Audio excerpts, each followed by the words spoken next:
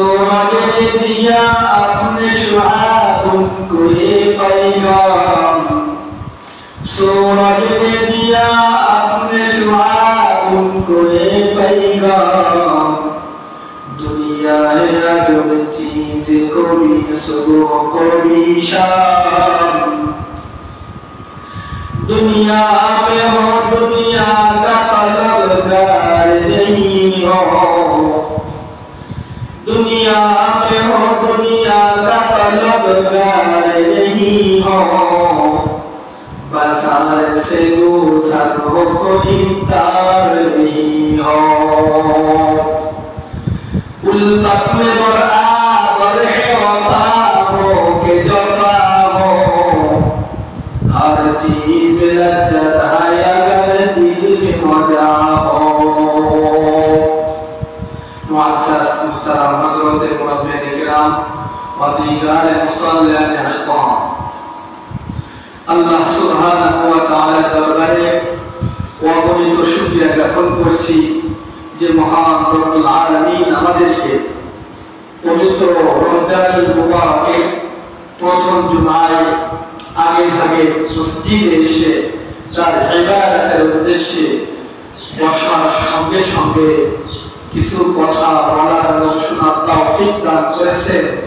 এজন্য ওই মহান মুনিবের দরবারে শুকরিয়া জ্ঞাপন করছি আলহামদুলিল্লাহ।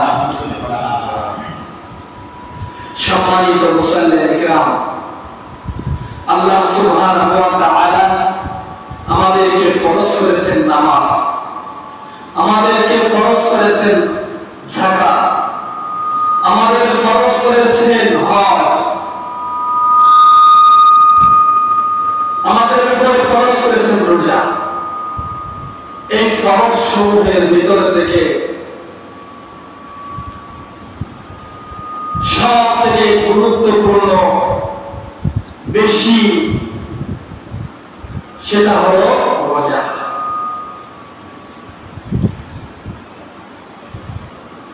কেন? এটা আল্লাহ সুবহানাহু ওয়া তাআলা হাদিসে কুদসির ভিতরে বলেছেন, الصوم لي وأنا أجزي به। وبعض روايات الله سبحانه وتعالى حديث القدسي ভিতরে বর্ণনা করেছেন, الصوم لي وأنا أجزي به। আল্লাহ রাব্বুল ইজ্জাত বলেন, الصوم لي, রোজা আমার জন্য, وأنا أجزي به, আমি নিজ হাতে তার পুরস্কার দান করব। আমার বন্ধুরা, আল্লাহ সুবহানাহু ওয়া তাআলা বলেছেন, আসসামু লি, বান্দা রোজা আমার জন্য রাখে, রোজা আমার জন্য রাখো, ওয়া আনা উজরি, আমি তার পুরস্কার হয়ে যাব। সুবহানাল্লাহ।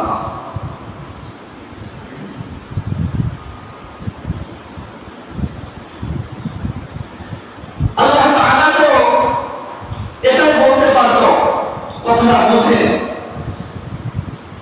আর যাকাত লি, যাকাত আমার জন্য, এই কথাটা তো বলতে পারতো। কি বলেন? as-সালাতু লি, নামাজ আমার জন্য, আল-হাজ্জু লি, হজ আমার জন্য, এটা তো বলতে পারতো। কিন্তু এইগুলো না বলে আল্লাহ রাব্বুল ইজ্জাত বলেন, as-সাওমু লি কেন বলেছেন? কথাটা বুঝতে হবে, তাৎপর্য কি, সিগনিফিকেন্স কি, এর গুরুত্ব কি, এটা বুঝতে হবে যে কেন আল্লাহ সুবহানাহু ওয়া তাআলা as-সাওমু লি বলেছেন। কথাটা বোঝার জন্য আমাদের বুঝতে হবে যে প্রত্যেকটা ইবাদতের দুইটা ধরন আছে। কয়টা ধরন ভাই? দুইটা ধরন। একটা ধরন হচ্ছে বাহ্যিক, আরেকটা ধরন হচ্ছে আভ্যন্তরীণ। যেমন মনে করেন নামাজ আমরা পড়ব, অনেক সময় দেখা যায় যে চেয়ারম্যান সাহেব বা মেম্বার সাহেব বা এলাকার মাতব্বর এমন একটা সময় হয়েছে যে সবাই একত্রিত হয়েছে, সবাই নামাজ পড়ছে, মানুষকে দেখানোর উদ্দেশ্যে ওযু থাকুক বা না থাকুক সঙ্গে সঙ্গে তাদের সঙ্গে নামাজ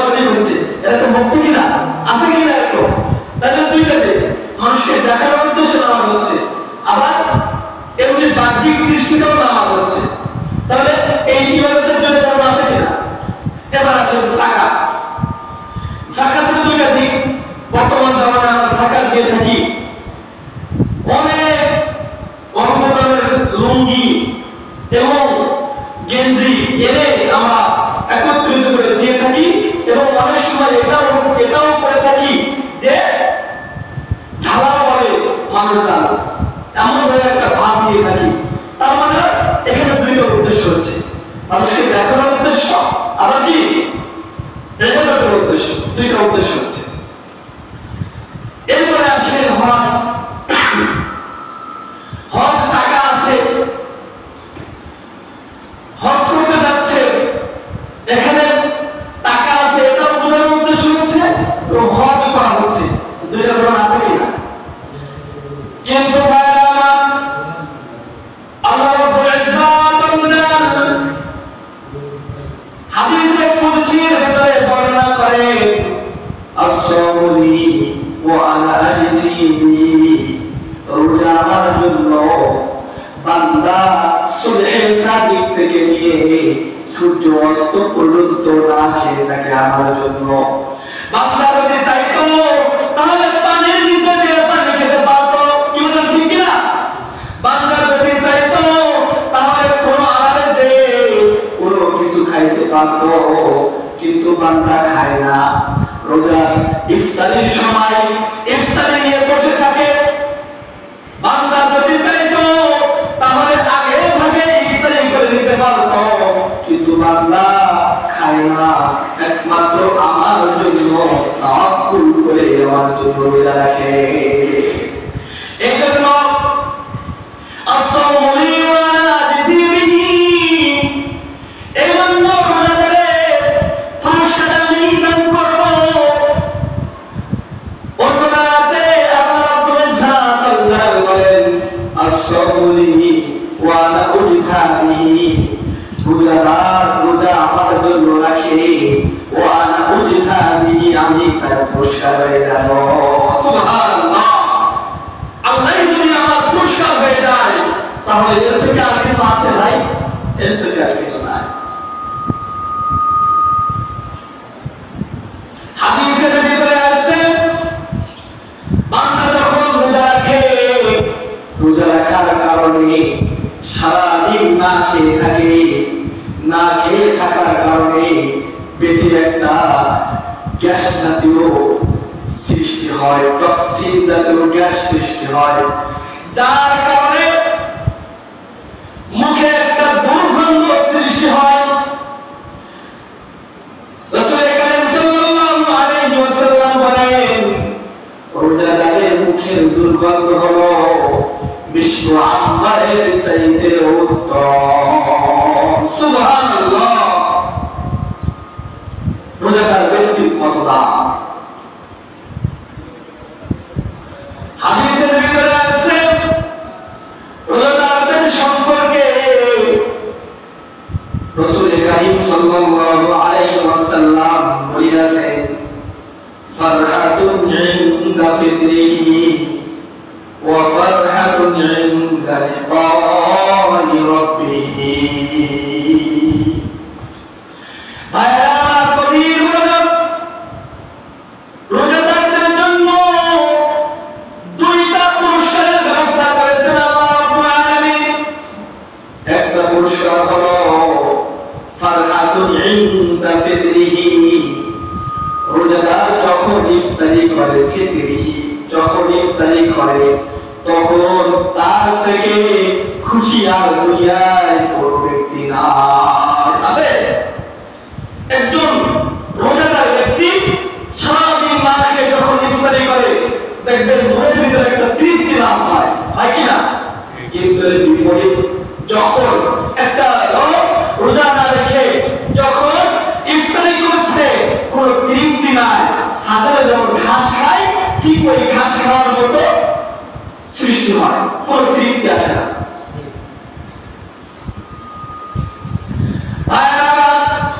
এটা হলো প্রথম পুরস্কার।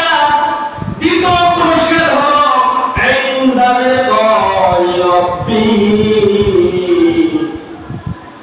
আল্লাহ রাব্বুল ইজ্জত স্বয়ং তার সঙ্গে সাক্ষাৎ করবে। সুবহানাল্লাহ। আল্লাহ তাআলা রোজাদার ব্যক্তির সঙ্গে সাক্ষাৎ করবেন, এর থেকে আর কিছু আছে ভাই? বলে একজন রোজাদারের কত দাম।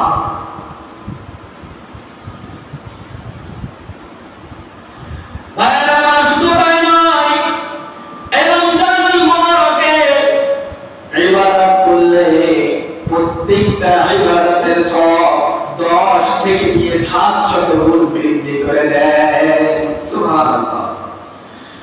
যদি একটা নফল ইবাদত করা হয়, এই ইবাদতের মূল্য হলো 70টা ফরজের সমান। কয়টা ফরজের সমান? 70টা ফরজের সমান।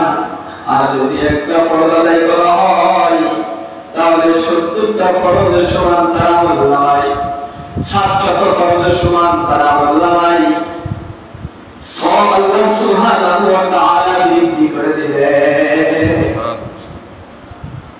সুবহানাল্লাহ। গভীর মনোযোগ। আল্লাহ রাসূল সাল্লাল্লাহু আলাইহি ওয়াসাল্লাম বলেন,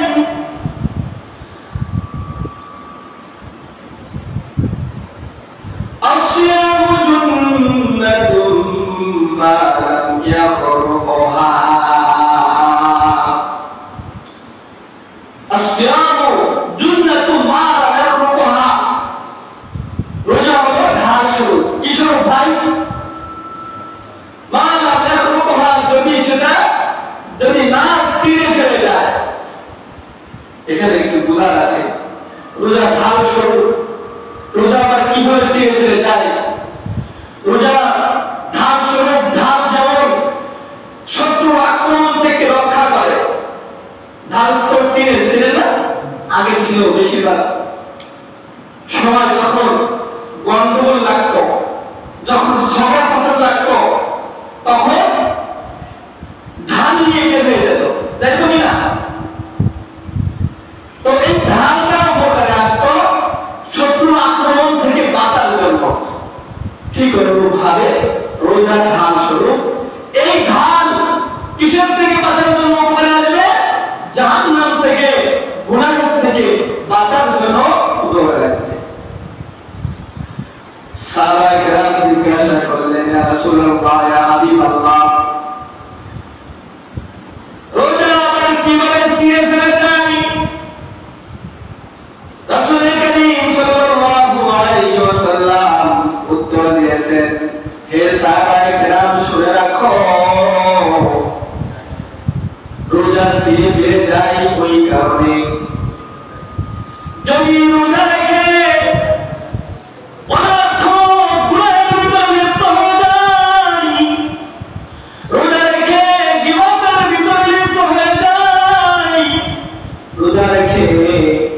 যদি মিথ্যার ভিতরে লিপ্ত হয়ে যায়, রোজা রেখে যদি সারাদিন আগের 11টি মাসের মতো যদি কুরআন পড়তে থাকে, তাহলে তার রোজাটা ছিঁড়ে ফেলে যায়, রোজাটা আস্ত থাকে না।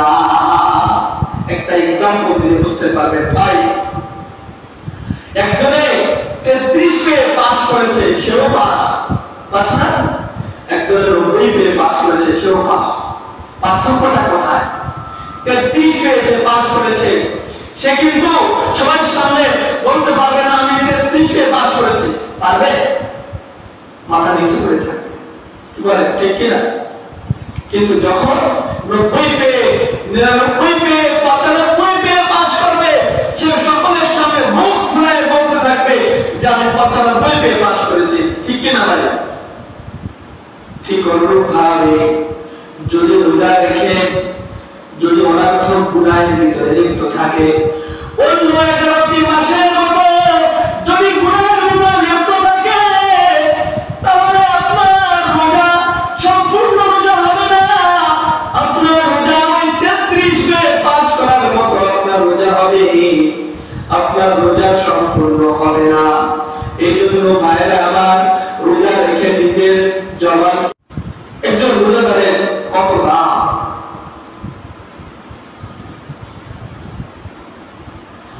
ভাইরা শুধু তাই নয়,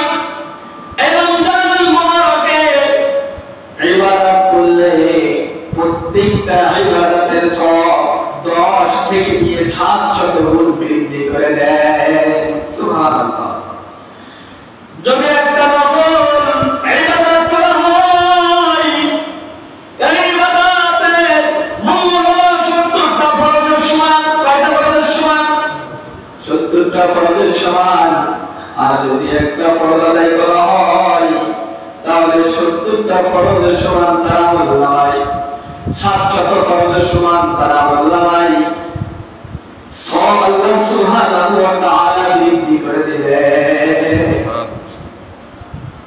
সুবহানাল্লাহ। গভীর মনোযোগ। আল্লাহ রাসূল সাল্লাল্লাহু আলাইহি ওয়াসাল্লাম বলেন,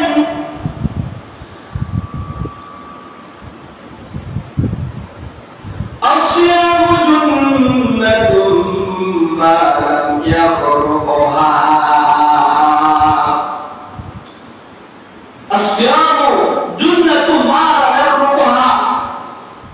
রোজা হলো ঢাল স্বরূপ। কি স্বরূপ ভাই? মা লাম ইয়াখরুকহা, যদি না তীরে ফেলে যায়। এখানে একটু বুঝার আছে, রোজা ঢাল স্বরূপ। রোজা আবার কিভাবে ছিঁড়ে ফেলে যায়? রোজা ঢাল স্বরূপ। ঢাল যেমন শত্রুর আক্রমণ থেকে রক্ষা করে। ঢাল তো চিনে না, আগে ছিল বেশিরভাগ সময় যখন গন্ডগোল লাগতো, যখন ঝগড়া ফসল লাগতো, তখন ধান নিয়ে বের হয়ে যেত, তাই তো না? তো এই ধানটা উপকারে আসতো শত্রুর আক্রমণ থেকে বাঁচার জন্য। ঠিক অনুরূপভাবে রোজা ঢাল স্বরূপ। এই ঢাল কিসের থেকে বাঁচার জন্য উপকারে আসবে? জাহান্নাম থেকে, গুনাহ থেকে বাঁচার জন্য উপকারে আসবে। সাহাবায়ে কেরাম জিজ্ঞাসা করলেন, ইয়া রাসূলুল্লাহ, ইয়া হাবিবাল্লাহ, রোজা আবার কিভাবে ছিঁড়ে ফেলে যায়? রাসূল করিম সাল্লাল্লাহু আলাইহি ওয়াসাল্লাম উত্তর দিয়েছেন, হে সাহাবায়ে কেরাম, শুনে রাখো, রোজা ছিঁড়ে ফেলে যায় ওই কারণে, যদি রোজা রেখে পদার্থ গুনাহের ভিতরে লিপ্ত হয়ে যায়, রোজা রেখে গীবতের ভিতরে লিপ্ত হয়ে যায়, রোজা রেখে যদি মিথ্যার ভিতরে লিপ্ত হয়ে যায়, রোজা রেখে যদি সারাদিন আগের 11টি মাসের মতো যদি গুনাহ করতে থাকে, তাহলে তার রোজাটা ছিঁড়ে ফেলে যায়, রোজাটা আস্ত থাকে না। একটা এক্সাম্পল দিয়ে বুঝতে পারবেন ভাই। একজনে 33 পেয়ে পাস করেছে, সেও পাস না?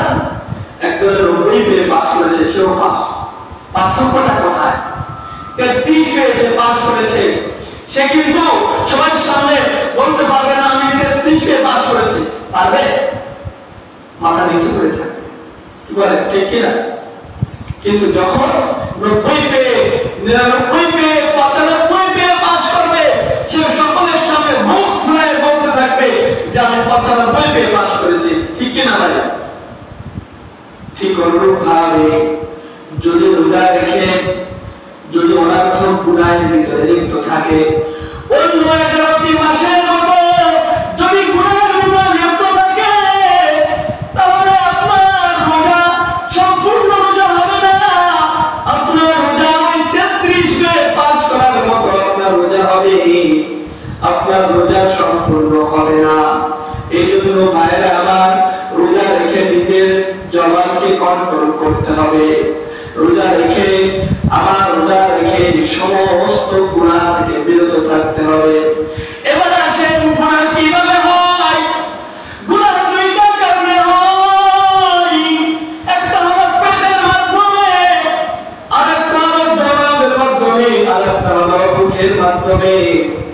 এই গুনাহ যদি আমরা বেঁচে থাকতে পারি, এই গুনাহ থেকে যদি আমরা বেঁচে থাকতে পারি, আপনার আমার রোজা হবে ভালো রোজা, আস্ত রোজা। আর আমার রোজা রেখে জবানকে হেফাজত রাখতে হবে। জবান যদি অন্য 11টি মাসের মতো যদি আমি চালু রাখি, অন্য 11টি মাসে আমি গীবত করতাম, এক জায়গায় বসে পড়ে আমি গীবত করেছি, অমুকের ছেলে কি করেছে, অমুকের মেয়ে কি করেছে, অমুক কি করেছে, তমুক কি করেছে, চায়ের দোকানে বসে যদি আমি বিবাদের ভিতরে লিপ্ত থাকি, অমুকের ছেলে কি করেছে, তমুক কি করেছে, এভাবে যদি আমি বিবাদের ভিতরে লিপ্ত থাকি, ভাইরা আমার ভালো করে শুনেন, আপনার রোজা হবে না, আস্থা থাকবে না, আপনার সম্পূর্ণ রোজা হচ্ছে না। আপনি সারাদিন না খেয়ে থাকছেন, শুধুমাত্র কষ্টটা হচ্ছে, বাকি আপনার রোজার মতো হচ্ছে না। ভাইরা আমার, যদি আমার চক্ষু ইবাদত না করতে পারি, অন্য 11টি মাসে আমি চক্ষু দ্বারা আমি গান বাজনা দেখেছি, রাতে যখন শুয়ে আছি কেউ দেখে নাই, আমি কানের ভিতরে হেডফোন লাগিয়ে আমি মোবাইল সামনে রেখে আমি গান বাজনা দেখেছি। আমি রোজা রেখে যদি এই কাজটা করি, আমার চোখের গুনাহ হচ্ছে, আবার রোজা রেখে কোনো কাজ নাই, সময় কাটাতে হবে কিভাবে? এই জন্য মোবাইল নিয়ে গান বাজনা এটা আমি দেখার যদি তালে থাকি, তাহলে আপনার আমার রোজা আস্ত থাকবে না। আপনার রোজাটা শুধুমাত্র ওই খাওয়ার যে কষ্ট, ওই কষ্টটা হচ্ছে। রোজা রেখে যত গুনাহের ভিতরে লিপ্ত থাকবেন, তত আপনার রোজার ভিতরে কষ্ট সৃষ্টি হবে। আর যদি রোজা রেখে যদি আপনি গুনাহ থেকে বিরত থাকেন, তাহলে আপনার রোজার ভিতরে কষ্ট খুব কম হবে।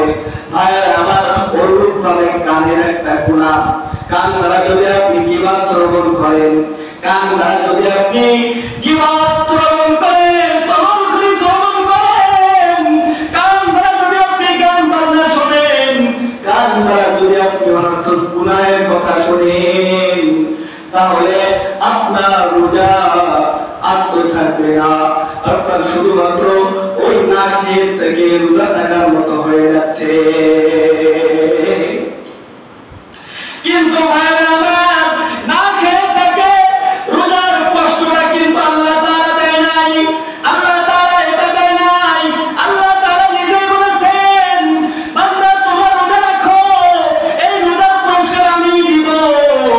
কিন্তু ভাইরা আমার, এই না খেয়ে থেকে যদি সারাদিন আমি গুনাহের ভিতরে লিপ্ত থাকি, তাহলে আমার রোজার মতো হচ্ছে না। সাহাবায়ে কেরাম জিজ্ঞাসা করেছেন, কোন সাহাবায়ে কেরাম, ইয়া রাসূলুল্লাহ, ইয়া হাবিবাল্লাহ, আমরা আমাদের অনুমতি দেন যে একদিন রোজা রেখেছি, ইফতার করব না, সাহরিও করব না, পরের দিন একসঙ্গে ইফতার করব, দুইটা রোজা রেখে একসঙ্গে ইফতার করব। আল্লাহ রাসূল সাল্লাল্লাহু আলাইহি ওয়াসাল্লাম সাহাবায়ে কেরামদের অনুমতি দেন নাই। তাহলে ভাই বুঝেন, যদি রোজা রেখে না খেয়ে থাকার কষ্ট যদি আল্লাহ রাব্বুল ইজ্জাতুল জালাল এটাই বুঝাতে চাইতেন, তাহলে রাসূল সাল্লাল্লাহু আলাইহি ওয়াসাল্লাম সাহাবায়ে কেরামদের অনুমতি দিতেন কি না ভাই? দেয় নাই। তাহলে বুঝতে হবে, না খেয়ে থেকে রোজা রাখার কষ্টটা বোঝানোর জন্য আল্লাহ রাব্বুল ইজ্জাতুল জালাল রোজা রাখতে বলে নাই। আল্লাহ রাব্বুল ইজ্জাতুল জালাল এই রোজাটা বান্দাদেরকে এজন্য দিয়েছে যেন বান্দারা অন্য গুনাহ থেকে বিরত থাকতে পারে, লাআল্লাকুম তাত্তাকুন,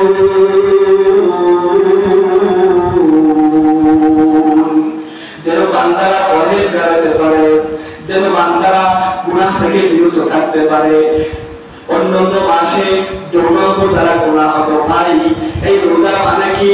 রোজা মানে হলো সারাদিন না খেয়ে থেকে এবং স্ত্রী সমাজ থেকে বিরত থাকার নাম হলো রোজা। আমাদের সাধারণত দুইটা অঙ্গ দ্বারা বেশি গুনাহ হয়। একটা হলো পেটের দাড়ি। এই পেটের কারণে আমি চুরি করতেছি, এই পেটের কারণে আমি ডাকাতি করতেছি, এই পেটের কারণে আমি নাফরমানি করতেছি, ঠিক কিনা ভাই? আমার এই যৌনাঙ্গের কারণে আমি কত গুনাহের ভিতরে লিপ্ত আছি। ভাই, বর্তমান আজকে একটা খবরে শুনেছি, এই যে যশোর একটা এলাকায় 8 বছরের মেয়েকে ধর্ষণ করেছে, নাউযুবিল্লাহ। তার দুলা ভাই 8 বছরের মেয়েকে ধর্ষণ করেছে। যদি এভাবেই ধর্ষণ চলতে থাকে, অতি শীঘ্রই গজব, আল্লাহ তাআলার গজব নাযিল হবে। এই জন্য ভাইরা আমার, এই রোজা রাখার মূল উদ্দেশ্য কি? যে লাআল্লাকুম তাত্তাকুন, অর্থাৎ পরহেজগার অর্জন করা, পরহেজগারি তা হাসিল করা, গুনাহ থেকে বিরত থাকার নামই হলো রোজা। এই জন্য গুনাহের ভিতরে সব থেকে বেশি গুনাহ আমরা করে থাকি জবান দ্বারা। এই জবানের মাধ্যমে আমরা বেশি গুনাহ করে থাকি। জবানকে আমরা কন্ট্রোল করতে পারি না। রাসূল সাল্লাল্লাহু আলাইহি ওয়াসাল্লাম এর দরবারে একবার দুইজন সাহাবা এসেছিলেন। এসে বললেন, ইয়া রাসূলুল্লাহ, ইয়া হাবিবাল্লাহ, দুইজন মহিলা রোজা রেখে মরণাপন্ন অবস্থায় হয়ে গেছে, মরণাপন্ন অবস্থায় কাতরাচ্ছে। এবার রাসূল সাল্লাল্লাহু আলাইহি ওয়াসাল্লাম বলেন যে ওই দুই মহিলাকে ডেকে নিয়ে আসো।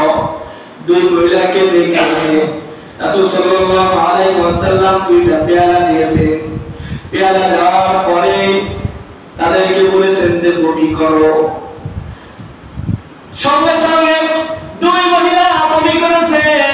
বমি করার পরে দেখলেন যে তাজা রক্ত ওই পেয়ালার ভিতরে পড়ে আছে। কিভাবে করেছে? তাজা রক্ত পেয়ালার ভিতরে পড়ে আছে। রাসূলুল্লাহ সাল্লাল্লাহু আলাইহি ওয়াসাল্লাম বলেন, হে সাহাবায়ে কেরাম, শুনে রাখো, এই দুইজন মহিলা কিবত করেছে, যার কারণে আজ তাদের রোজার ভিতরে কষ্ট হচ্ছে, রোজার ভিতরে অনেক যন্ত্রণাদায়ক হাসিল করতেছে, অর্জন করতেছে। এরা গীবত করেছিল। কোরআনে কারিমের ভিতরে আসছে, ইয়া আইয়ুহাল্লাযীনা আমানু ইজতানিবু কাসীরাম মিনাদ-দন্নি ইন্না বা'দাদ-দন্নি ইসমুন ওয়া লা তাজাসসু ওয়া লা ইয়াগতাব বা'দুকুম বা'দা আইয়ুহিব্বু আহাদুকুম আন ইয়াকুলা লাহমা আখিহি মাইতান ফাকারিহতুমু। তোমরা কি তোমাদের মৃত ভাইয়ের গোশত খেতে পছন্দ করো? বস্তুত কোরআনে আল্লাহ তাআলা বলে দিয়েছেন, না, তোমরা পছন্দ করবে না। তাহলে ভাই যদি কেউ গীবত করে, তার মৃত ভাইয়ের গোশত খায় সমপরিমাণ হয়। আমরা কেউ চাই না যে মৃত ভাইয়ের গোশত খাইতে। আমরা কেউ চাই না সারাদিন রোজা রেখে গুনাহ কামাই করে আমাদের রোজার ভিতরে কষ্ট সৃষ্টি করি, আর আমাদের রোজা হলো না, আমরা কেউ চাই না। চাই ভাই, এই জন্য ভাইরা আমার, আমরা রোজা রাখবো। রোজা রেখে সমস্ত প্রকার গুনাহ থেকে আমরা বিরত থাকার জন্য চেষ্টা করব। বিশেষ করে জবান দ্বারা, বিশেষ করে চক্ষু দ্বারা। চক্ষু দ্বারা বেশি গুনাহ হয়ে থাকে। কর্ণ দ্বারাও বেশি গুনাহ হয়ে থাকে। এই সমস্ত অঙ্গ প্রত্যঙ্গ থেকে আমাদেরকে বাঁচতে হবে। আর বাঁচলে আমাদের রোজা আল্লাহ সুবহানাহু ওয়া তাআলা তিনি নিজেই আমাদের রোজার পুরস্কার দান করবেন। এজন্য ভাই, আল্লাহ সুবহানাহু ওয়া তাআলা আমাদেরকে রোজা রেখে প্রত্যেকটা গুনাহ থেকে বিরত থাকার তৌফিক দান করুন। সকলে বলুন আমিন। বিশেষ করে আমাদের একটা আমল, রোজা রেখে অন্যান্য 11টি মাস আমরা এই আমলটা করতে পারি না, যেটা হলো তাহাজ্জুদ নামাজ। ভাইরা, তাহাজ্জুদ নামাজের কথা বলতে আরো সময় লেগে যাবে, সময় শেষ। তাহাজ্জুদ নামাজের একটা সামান্য পরিমাণ আপনাদেরকে এর যে ফায়দা আমি বুঝাচ্ছি। এই পর্যন্ত গত ওলি আল্লাহ বুজুর্গানে দিন যারা এই খ্যাত অবলম্বন করেছেন, একমাত্র তাদের এই তাহাজ্জুদ নামাজের অর্জনই এই খ্যাতি অবলম্বন করেছেন, অর্জন করেছেন। আর এই তাহাজ্জুদ নামাজ অন্য মাসে আমরা পড়তে পারি না, স্থান থাকা সত্ত্বেও আমরা পড়তে পারি না, ঘুমের কারণে পড়তে পারি না, কিন্তু আমরা এই মাসে আমাদের জন্য বড় একটা সুযোগ। আমরা সাহারি খেতে যখন উঠি, দরকার হলে উজু করে খাওয়ার আগে 2 রাকাত বা 4 রাকাত বা 6 রাকাত নামাজ পড়ে নিল। যদি এটাও না হয়, খেয়ে আমরা 2 রাকাত বা 4 রাকাত বা 6 রাকাত আমরা নামাজ পড়ে নিব। এই তাহাজ্জুদ নামাজ পড়ে যদি আল্লাহ তাআলার কাছে কুরবান করা হয়, ভাই আমার, আল্লাহ সুবহানাহু ওয়া তাআলা তাদের ডাক শ্রবণ করেন। আমাদের অনেকের চাওয়া পাওয়া আছে যেটা আমরা একে অন্যকে বলতে পারি না, লজ্জার ক্ষেত্রে আমরা চাইবো আল্লাহর কাছে, আল্লাহ তাআলা এটা দান করবে। আর আল্লাহ তাআলা কাছে যদি চাওয়া হয়, আল্লাহ তাআলা ফেরত দেন না। हर मुरीदे देखे तू तैयार है, जो न मांगे उससे तू बेजार है। बराबर আল্লাহ তাআলার কাছে যদি চাওয়া হয়, আল্লাহ তাআলা খুশি হন, আপনার চাওয়াকে আল্লাহ তাআলা পূরণ করেন। আর যদি দুনিয়ার আপনার চাওয়াটা পূরণ করেন, ওই চাওয়াটা আপনার আখিরাতে আল্লাহ তাআলা পূরণ করে দিবেন। এইজন্য আমরা আল্লাহ তাআলার কাছে চাওয়াতে কোনো কিপটান্তি করব না, করব যা চাইবো আল্লাহর কাছে চাইবো। দুনিয়ায় কোনো মাতব্বরের কাছে চাইবো না, দুনিয়ায় কোনো মেম্বারের কাছে চাইবো না, দুনিয়ায় কোনো চেয়ারম্যানের কাছে চাইবো না, দুনিয়ায় কোনো সম্পদশালী ধনী ব্যক্তির কাছে আমরা কোনো কিছু চাইবো না, একমাত্র আল্লাহ তাআলার কাছে চাইবো। সকলে রাজি আছেন না ভাই? এই আমলটি কে কে করতে পারে হাত তুলেন ভাই। আল্লাহ তাআলা আমাদের সকলকে কবুল করুক, আমিন। আজকে আপনারা হাত উঁচু করেছেন, করেন বা না করেন, আপনাদের আমল নামায় একটা সওয়াব লিপিবদ্ধ করেছে কে? আল্লাহ তাআলা। সুবহানাল্লাহ। আল্লাহ তাআলা